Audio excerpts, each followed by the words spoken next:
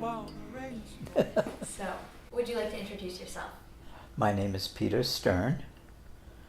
I live in Pennsylvania for almost a year.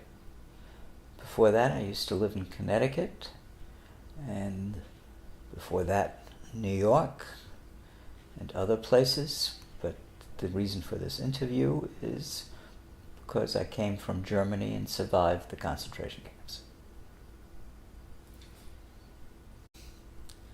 I don't know if a child can say things aren't what they should be, but I know one of the people that lived in the house that we lived in, she kept wondering about what was going to happen to us, although I'm not too sure I knew what that meant. Certainly the fact that we had to sort of walk in the gutters, or at least I remember once having to do that, seemed strange, but I certainly knew a war was going on because I remember one day a man came and cut down the iron fencing that was in front of the house, as he did along the whole street, I assume.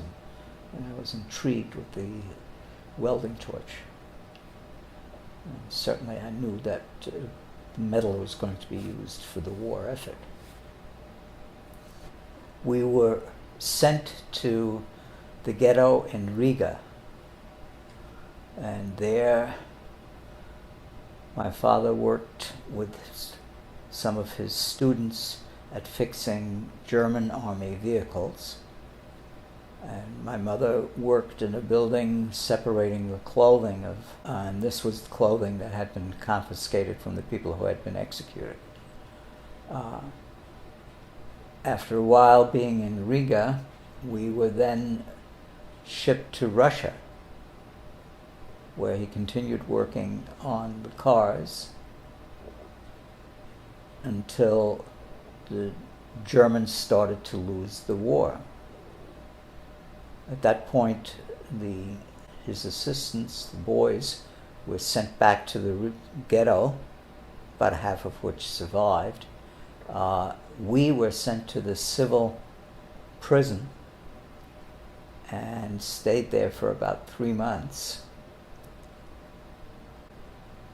We were then smuggled by the German army back into Germany, and we were smuggled underneath clothing, again, from people that had been executed, and was being sent back to Germany, and were then surrendered to civil authorities, where we were put. I remember being in a courtroom and the judge yelling, and my father asking for permission to hug us, which he did, and then we never saw him again. He went to Buchenwald, where he died, and my mother, brother, and I went to Ravensburg.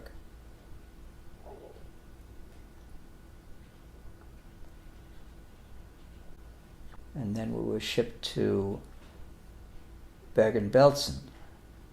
At this point, my mother no longer, I don't think she had to go to work anymore. I think that was strictly incarceration and essentially waiting to die. Bergen-Belsen was a very, very hellish place, even though I know we were not in the worst part of it. It was both a men's and women's prison. At the point that we got there, food and water were an occasional thing. People were dying all the time. And it was finally over.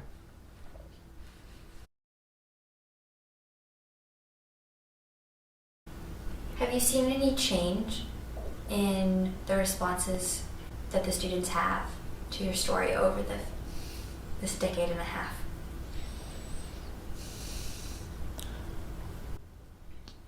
some of the older kids occasionally will draw parallels to what's happening in the world around them.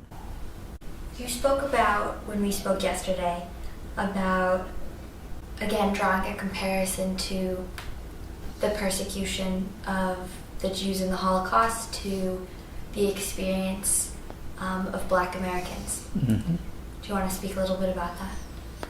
Well, the essence is that a group of people have been relegated to be the lesser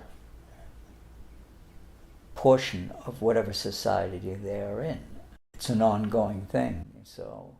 Immediately following the Civil War, government troops were sent to the demolished South to protect the recently freed populations of people and begin rebuilding. They were soon thereafter withdrawn as a result of the White House bowing to public pressure. Without the buffer of the military, the legacy of violence against Black people in America began again. In the wake of the radical Reconstruction, you get organized groups, such as the Ku Klux Klan, the White League in Louisiana, the Knights of the White Camellia, whose purpose is to obstruct and destroy Reconstruction, to assassinate or intimidate Black and white Republican officials, and to use violence to prevent people from becoming independent contributors to the economy and community. The KKK would take people out of their houses in the dark of the night, strip them out in the road, and perform sadistic torture on these people. Legislation began to be passed, such as the 1896 Plessy versus Ferguson, that paralleled later legislation in Nazi Germany. The red flags were all there. Both of these periods in history resulted from man's need to dehumanize others, but these events did not end in history. On February 26, 2012, 17-year-old Trayvon Martin was fatally shot by 28-year-old Community Watch coordinator George Zimmerman in Sanford, Florida. On August 9, 2014, 18-year-old Michael Brown was fatally shot by 28-year-old police officer Darren Wilson in Ferguson, Missouri.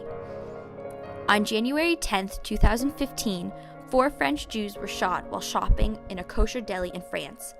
Army and police security now guard all Jewish-affiliated sites across Western Europe. You can find a million differences between one genocide and the other.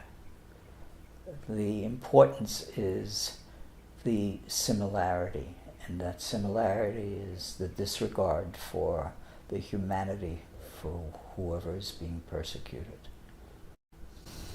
You go to a variety of schools and speak to children about your experience. Why do you do that? I have been a teacher for close to 30 years, and I feel teaching is one of the few ways that an individual has of changing something of our society. It may only be one child at a time. The fact that my survival is so dramatic is at the very least a teaching tool to help people, and kids in particular, to think about their role in society. But essentially what I want them to get to is the statement, essentially, never again, which I really don't believe, but I believe it on a micro level, that each kid could make a difference on their level and think about society.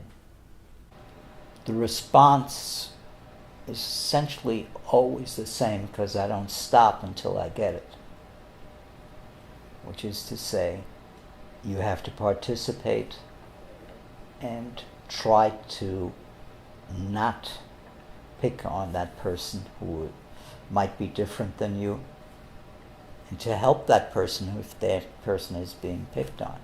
And it can be very much on a micro scale, one individual for the other, or, as I point out, as you get older, start finding a cause and work for it. That question being asked of me, I am vocal, and I go to schools and ask questions.